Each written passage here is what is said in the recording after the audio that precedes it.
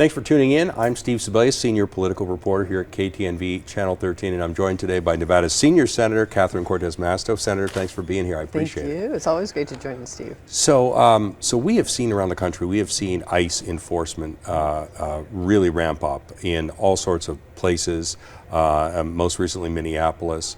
I'm wondering what concerns you have about ICE enforcement here in Nevada, especially in Las Vegas. We have a very large Hispanic population, and I imagine you're hearing from people who are nervous about that. Just the way we've heard from locals in other communities, they're nervous about what's going on in their areas. Yeah, I think anybody watching the news over the last few months from Los Angeles, Chicago, now to Minneapolis, and Maine, right? They're in Maine right now, should be concerned. Because what I have seen is excessive force utilized by ICE. They are arresting U.S. citizens. They've arrested so far 170 U.S. citizens. They're using this opportunity not just to go after the violent criminals, which they told us they were going to go after, which I think most people say, yes, we don't want violent criminals in our community, we want public safety. That's not what they're going after. If you look at the stats, less than 5% are violent criminals. 73% are not. So there is a problem right now with ICE, excessive force, violating people's constitutional rights, and actually not making our communities any safer. And there's a reason why. And so what my concern, and I think many people rightfully so, is they just have too much money. Why? How do they have so much money to hire all these officers? And they do. If you look at the Republican tax bill that was passed last year, there was $75 billion excess money that the Republicans in control gave to ICE. Because this was a presidential priority. It was a presidential priority. Normally their budget is about $8 to $10 billion. This is $75 billion in excess. On top of it. On top of that. So what have they done with that money? They've unloaded very quickly, intentionally. They've lowered their standards for hiring. They have less training for these officers. And remember, these ICE officers are not trained like our local state officers in community policing. They're not trained for that. There's no de-escalation skills. They don't know how to pull over a car, let alone go into a residential house and do a search warrant there. They don't even use search warrants. That's the problem.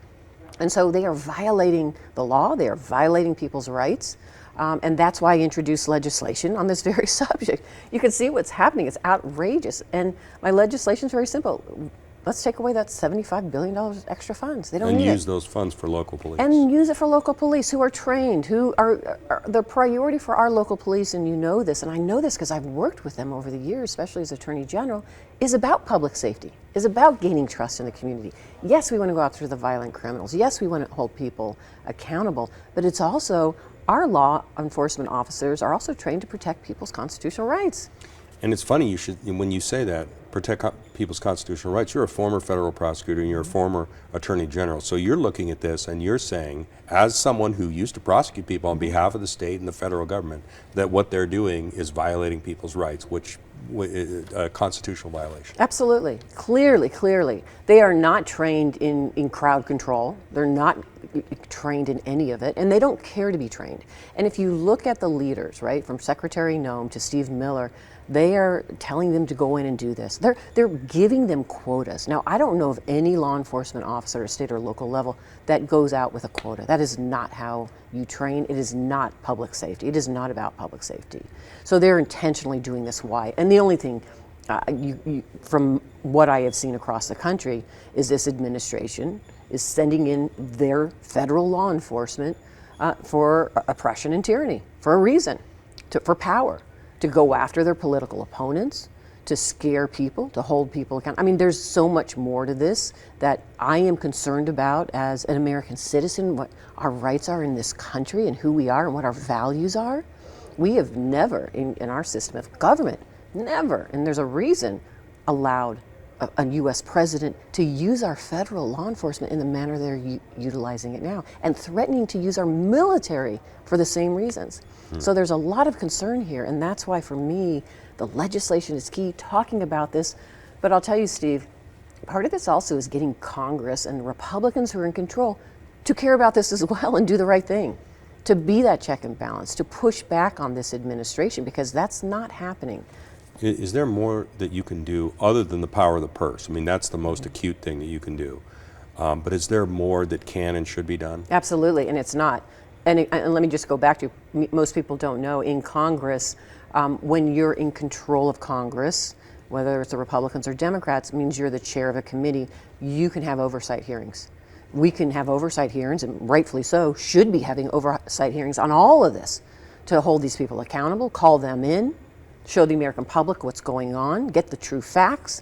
That's not happening. Republicans are in control, so they're not even doing oversight hearings.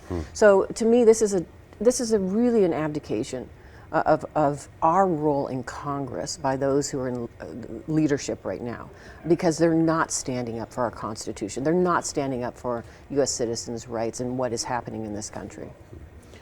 On another subject, a lot of Democrats are talking about affordability.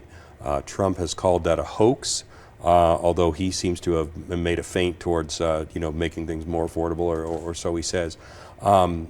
A lot of locals have told us that they're struggling with the cost of things like insurance, groceries, gasoline, although it's come down, is still fairly high, all of those type of things. Now, you're not up for election this year, so it's a great year. But what are you doing on that issue of affordability, and what can you tell locals in Las Vegas that you're doing on their behalf to bring costs down? Thank you. First of all, you're absolutely right. Everywhere I go in this state, and I spend a lot of time when I'm home traveling throughout Nevada, this is the number one issue for Nevadans, including in my family, all over the state.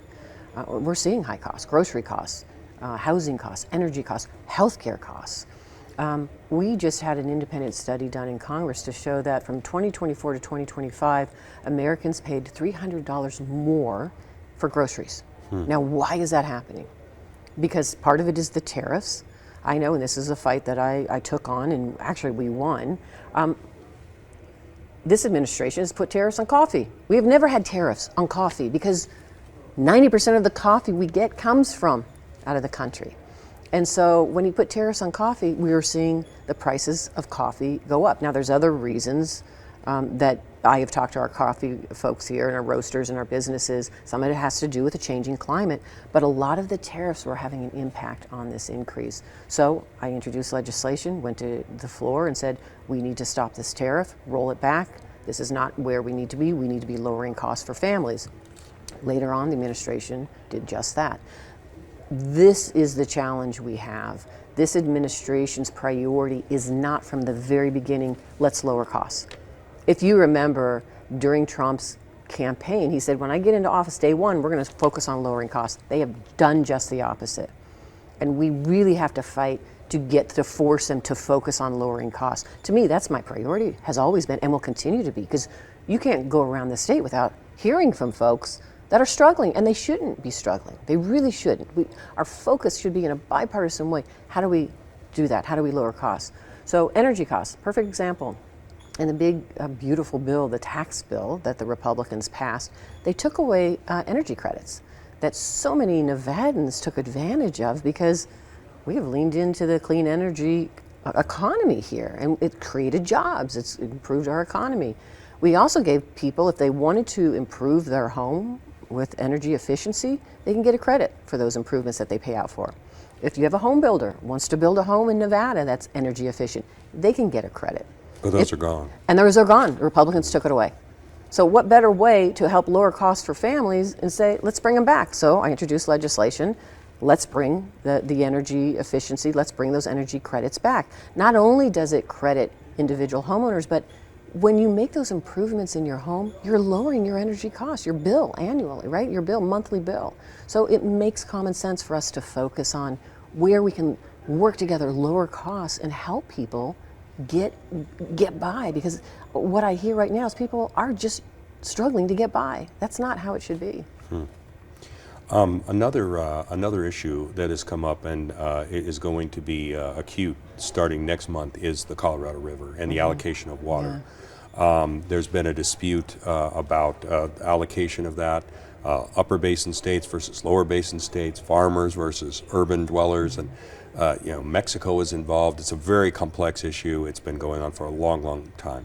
Do you have concerns about that resolution, how it's going to affect Nevada? We already have the lowest allocation of Colorado River water, and we've basically engineered our way to being able to use more than we're supposed to get, but there are limits to that. Do you have a concern about how that's going to come down? Well, let me say a couple of things. One, I am working and have always been working with our leaders here in Nevada. We have done an incredible job to preserve not only our allocation, but manage our limits and working within that limitation. So, perfect example, I think in early 2000, Nevada started conserving its water, right? Pulling up lawns and figuring out how we actually work to conserve and take some of that gray water and recycle it. We have done that for a number of years, and because we have done that, we don't take the allotted amount that we have off of the Colorado River, including when there's a drought and we are in those tier 1, tier 2 restrictions. We still are not taking. We still can accommodate those restrictions and not take the total amount out because we've done such a great job here. So my fight has been with all the other basin states to say, here's a perfect example of what we can do to conserve this water on the Colorado River. We're never going to get more water on the Colorado River. There's always going to be a limited amount allotment for all of those basin states. And the only way you can get more is you take it from another state. That's litigation. It doesn't get you anywhere. So we have to be smart about conservation. We have to be smart about recycling gray water. Right now, California, a lot of their water goes in the Pacific. We should be recycling that. That's why I have fought for federal dollars to put money out there for large-scale water recycling projects. We were able to do that last year, and we will continue to do and fight for those types of innovation, conservation ideas. But all the basin states have to be a part of it. Yeah. The other key here, and let me just finally say, as a senator, working with the senators in the basin states, we meet regularly and we meet with the Department of Interior. Our goal is to keep all of our water managers in the basin states, everybody working together and trying to figure out how we get to that next deal. Sure. Because that's the only way all of us living, 40 million people take water out of the Colorado River, that's the only way we're all going to be able to think about the future and how we manage our water needs, and litigation is not the key to that.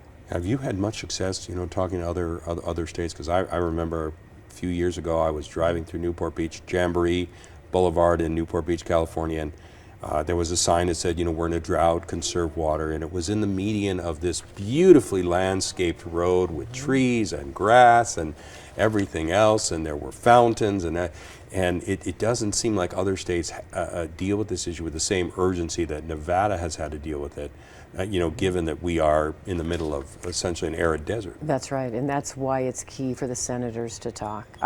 Yes, I have had a senator say to me, because I said, listen, we pull up our grass.